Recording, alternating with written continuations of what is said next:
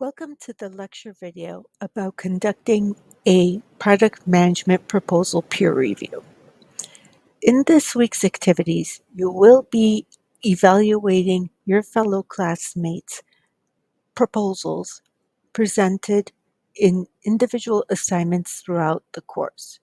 Similar to your own proposal, it will include all the different phases of the product management cycle and therefore similar to what I expected from you in each individual assignment, you should expect to evaluate your fellow classmates to determine if the vision and objectives are appropriately aligned with other phases of the product management cycle. Or typically, a peer review would allow you would be randomly assigned a specific proposal to be reviewed. However, in this case, I would like to give you an opportunity to review all classmates' proposals versus assigning one specific proposal. You will be required to only submit an evaluation for two proposals. Therefore, it is recommended to submit your proposal, which is the initial post, with a brief description of what the proposal is about, but allow the reader to evaluate your proposal in full detail. The discussion board provides detailed instructions about the different steps and what are the criteria for the peer review.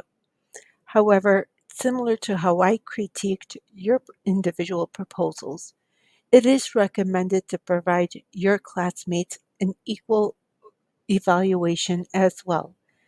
As stated throughout the course, a big part of being a product manager is also accepting critique and understanding that we may not necessarily be successful. Now, in this particular case, it is only a proposal, so the prototyping and testing cannot necessarily prove that we will succeed or fail.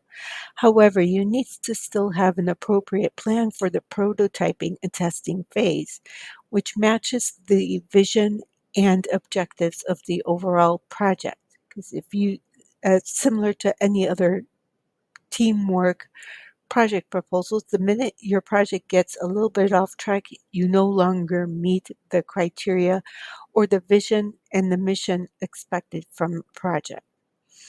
This project is not intended to be critiquing your individual skills or ideas.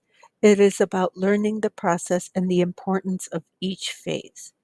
It is important to consider, is it beneficial to repeat some of the phases, and at what point do you repeat the phases?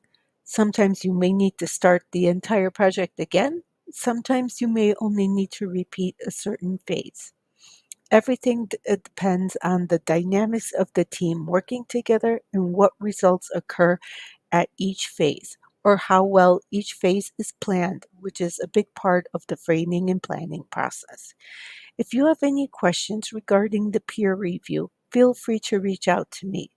I will not necessarily be participating, but I will be monitoring the peer review process. If I do submit a question, it will be something for you to consider within your analysis, or I may submit a peer review for someone who has not been given a review. Therefore, feel free to comment to and all the students if you feel like it, but you will be graded strictly on 2 peer reviews. If you have any questions, feel free to reach out. Thank you.